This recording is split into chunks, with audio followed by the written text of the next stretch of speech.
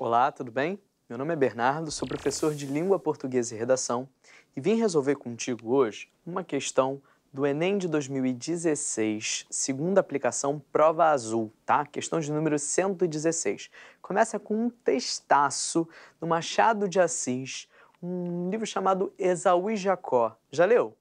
Eu aconselho, tá? Se eu fosse você, eu leria. Olha só que trecho legal, tá logo no início. Ora, aí está justamente a epígrafe do livro, se eu lhe quisesse pôr alguma e não me ocorresse outra.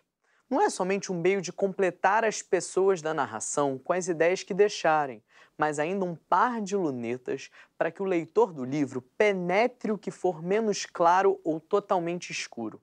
Por outro lado, aproveito em irem as pessoas da minha história colaborando nela, ajudando o autor por uma lei de solidariedade, espécie de troca de serviços entre o enxadrista e os seus trebelhos.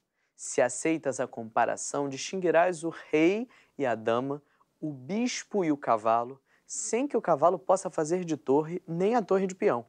Há ainda a diferença da cor, branca e preta, mas esta não tira o poder da marcha de cada peça. E afinal, umas e outras podem ganhar a partida e assim vai o mundo.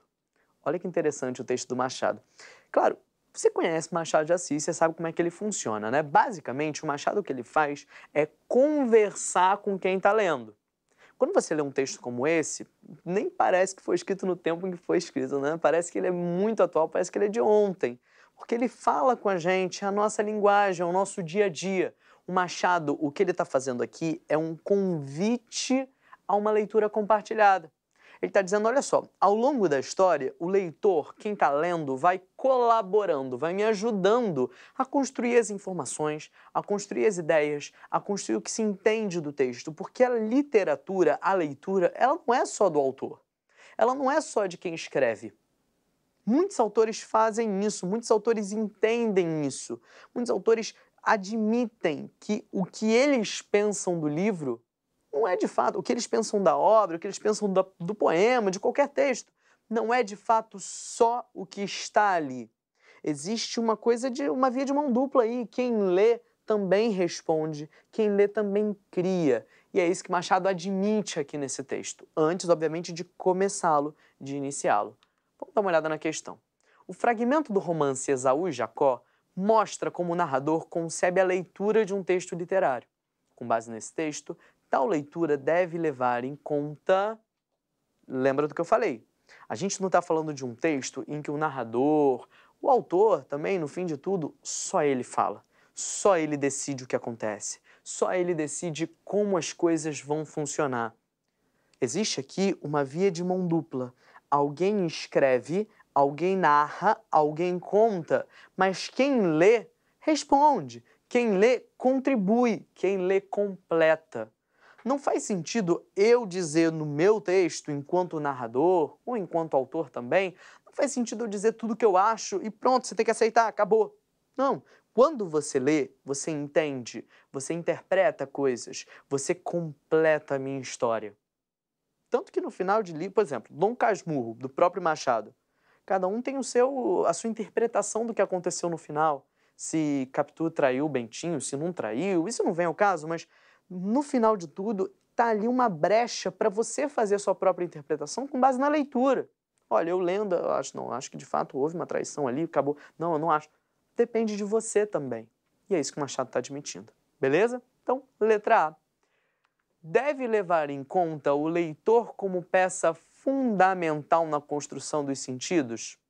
Será que é essa? Vou pular, tá? Por questões didáticas aí. Letra B. A luneta como objeto que permite ler melhor. Cara, a leitura tem que levar em conta a luneta? Entende que isso é físico demais, é concreto demais? A luneta como objeto... então se só leio com a luneta, se eu ler com a luneta, só assim eu vou entender. Não, não quer dizer isso. Letra C. O autor como único criador de significados. Cara, isso vai totalmente contra o que eu acabei de te contar. O autor não é o único criador. O autor não é o único que decide. Beleza? Letra D. O caráter de entretenimento da literatura. Pô, então se eu só levo a literatura enquanto entretenimento, só assim vai funcionar? Só assim vai existir? Não, não necessariamente. A literatura também é formadora social, entende a sociedade, completa a sociedade. E isso está no texto, está sendo mostrado no texto de alguma maneira. É a solidariedade de outros autores. Cara, o Machado e o narrador do texto não estão falando em outros autores. Eles estão falando do leitor como alguém que completa, que no final também é autor, mas aqui nessa questão, outros autores... Ah, não, então ele está entendendo a solidariedade de outros autores na troca dessas... Não, é da solidariedade, da troca, do compartilhamento entre quem lê e quem escreve, e quem faz a história. Beleza? Tudo bem? Então, letra A, o leitor como peça fundamental na construção dos sentidos. É claro, existe o autor que constrói a história, existe o leitor que completa com os sentidos, com o que ele entende, com o que ele lê, com o que ele vê. Ele usa o conhecimento de mundo dele ali. Tanto é que se você pega um texto antigo da literatura, por exemplo, um sermão do Padre Antônio Vieira, quando você lê esse sermão, você atualiza para os seus dias.